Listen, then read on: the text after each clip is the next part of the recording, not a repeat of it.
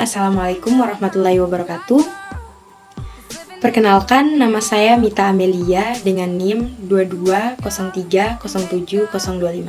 Saya mahasiswa aktif di Institut Agama Islam Negeri Ambon, Fakultas Ilmu Tarbiyah dan Keguruan, Prodi Tadris Bahasa Inggris, semester 2. Video ini dibuat untuk memenuhi tugas mata kuliah multikulturalisme. Di sini saya akan menjelaskan tentang 3 poin multikulturalisme, yaitu seberapa pentingkah pendidikan multikulturalisme dipelajari dalam sistem pendidikan di Indonesia.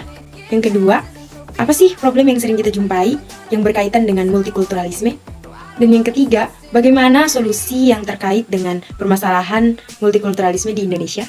Pendidikan multikulturalisme sangat penting karena bertujuan untuk mendorong setiap peserta didik untuk menjadi sadar akan kebudayaannya, memiliki kemampuan yang holistik, dan mampu mengapresiasi kebudayaan lain.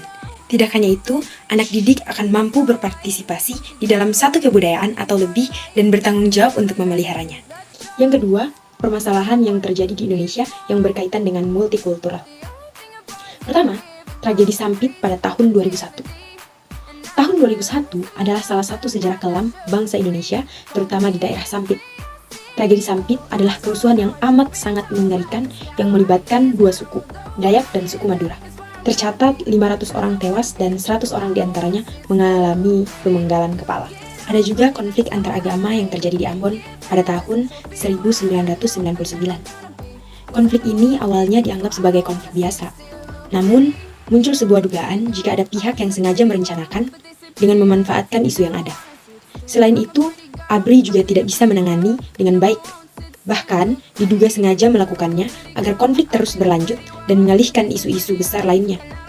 Kerusuhan yang terjadi di Ambon membuat kerukunan antar umat beragama di Indonesia jadi memanas hingga waktu yang cukup lama. Kemudian, ada juga konflik antar etnis pada tahun 1998. Konflik ini diawali dengan krisis moneter yang mengakibatkan sendi-sendi negara lumpuh dan meluas sehingga berubah menjadi konflik antar etnis pribumi dan etnis Tionghoa. Konflik ini mengakibatkan banyak aset-aset Tionghoa dijarah dan dibakar. Selain itu, juga banyak laporan yang menyatakan telah terjadi pelecehan seksual dan pembunuhan pun tak bisa dihindari. Konflik antar etnis ini benar-benar menjadikan Indonesia seperti lautan darah. Yang ketiga, apa sih solusi dari masalah multikulturalisme yang terjadi di Indonesia? Yang pertama, mengembangkan sikap empati. Sikap empati adalah merasakan hal-hal yang dirasakan orang lain. Melalui sikap empati, seseorang dapat tergerak untuk membantu orang lain. Yang kedua, menghargai perbedaan. Istilah menghargai perbedaan digunakan untuk menyikapi bentuk-bentuk perbedaan dalam masyarakat seperti perbedaan jenis kelamin, ras, suku, bangsa, pemikiran, dan pendapat.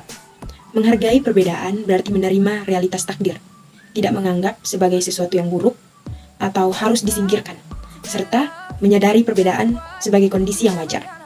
Sikap menghargai perbedaan dapat memberikan pembelajaran untuk mengembangkan rasa toleransi dalam diri. Berikut yang ketiga, mengembangkan toleransi.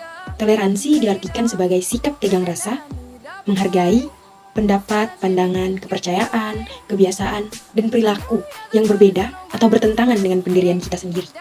Toleransi menitik beratkan pada bentuk tindakan atau praktik kebudayaan yang berbeda dan setiap kelompok sosial. Keempat, mengembangkan semangat nasionalisme. Semangat nasionalisme dapat menjadikan landasan masyarakat. Nasionalisme ditandai dengan kesediaan mengesampingkan berbagai perbedaan demi keutuhan bangsa. Dan yang terakhir, mengembangkan pendidikan multikultural. Sosialisasi pendidikan multikultural merupakan upaya yang dilakukan secara sadar untuk mengajarkan sifat-sifat masyarakat multikultural dalam memandang derajat kedudukan yang sama. Sosialisasi pendidikan multikultural dapat dilakukan oleh berbagai pihak, misalnya melalui sosialisasi keluarga, sekolah, masyarakat, pemerintah, dan media massa. Oke, baik. Mungkin itu saja sekilas penjelasan dari saya tentang poin-poin multikultural yang perlu kita pahami. Bila ada kesalahan kata, saya mohon maaf.